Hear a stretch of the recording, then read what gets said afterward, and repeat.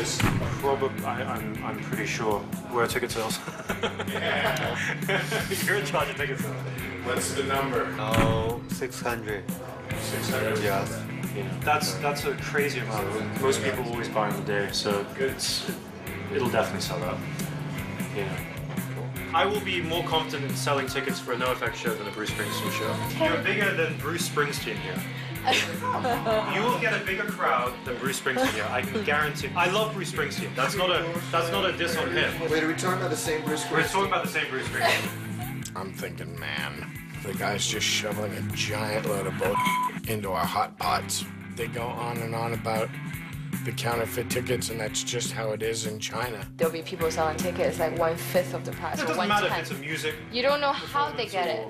If it's a concert, if it's a like- football show, a football match. They do everything. I love China. See you tomorrow. Yeah, thanks for dinner. All right. This is what a smart person would do. They charm you with dinner, and they don't pay you at the show. I'm gonna have a conversation at 12:30 with Shanwei, and I think I might be able to get my message across. Dinner pretty much convinced us that the promoters were shysters, but you know, we had to just put that behind us and get up and go climb the Great Wall in the morning.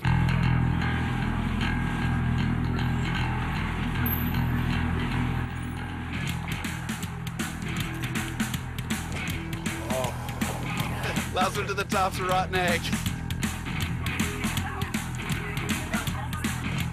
Seizure?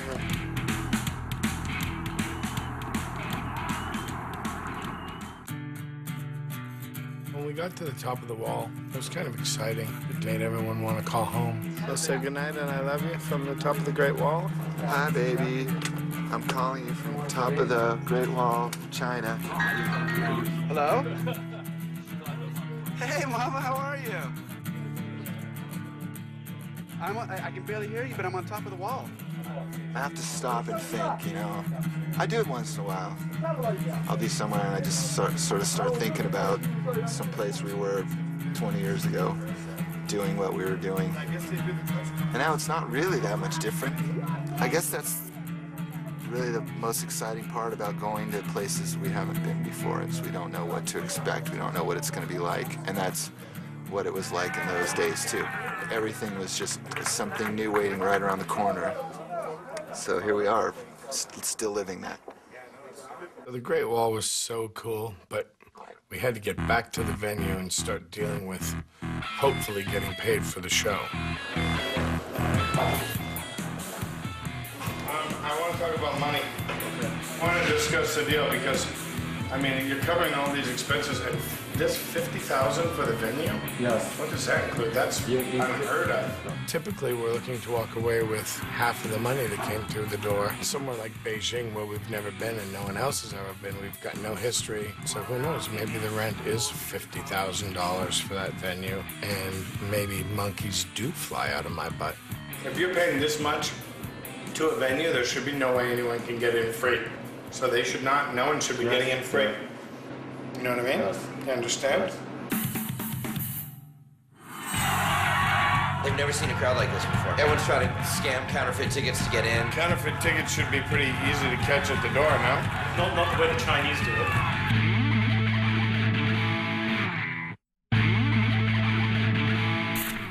So here we are in China, our first and likely only time in China, and the promoters are sketchy at best. I will be more confident in selling tickets for a NOFX show than a Bruce Springsteen show. They go on and on about the counterfeit tickets. It's for sure just a scheme to rip us off. If you're paying this much to a venue, there should be no way anyone can get in free.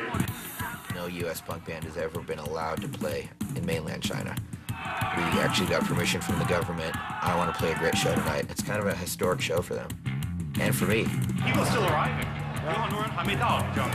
It's good, Charlie. It's good we're done.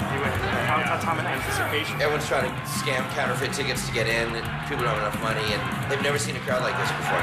It's really the security. I mean, they're not really trained, for one. They're not really trained to notice what's counterfeit, what's not. I don't really see why it'd be any different than anywhere else, but It's part and parcel of ticketing culture in China. Every event we do, it's always the same. counterfeit tickets should be pretty easy to catch at the door, no? Not the way the Chinese do it. Yeah. The cards are all in his hand. He's going to give us what he's going to give us. And we're going to either leave happy or go to your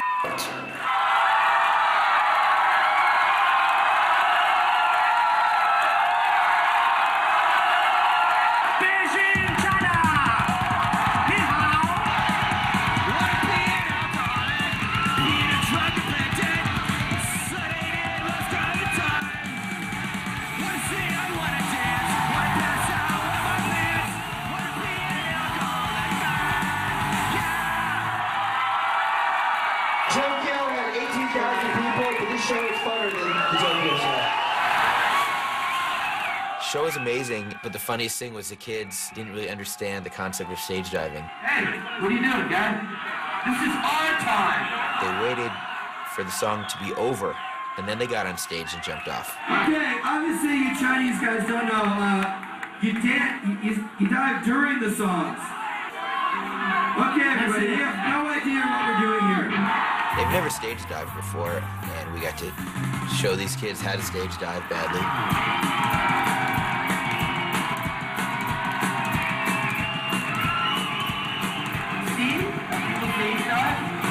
I think the kids finally learned how to stage dive badly, which is all you really want.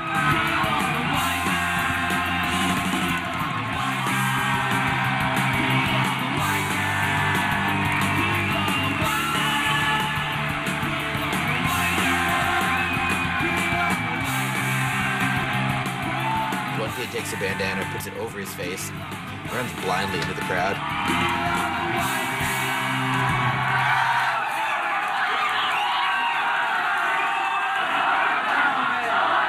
It felt like a 1982 punk show, where people had never stage dived before, and they were just going for it, and it was amazing. Every time someone got on stage, they're like, It's historic. It's the only word that comes to mind.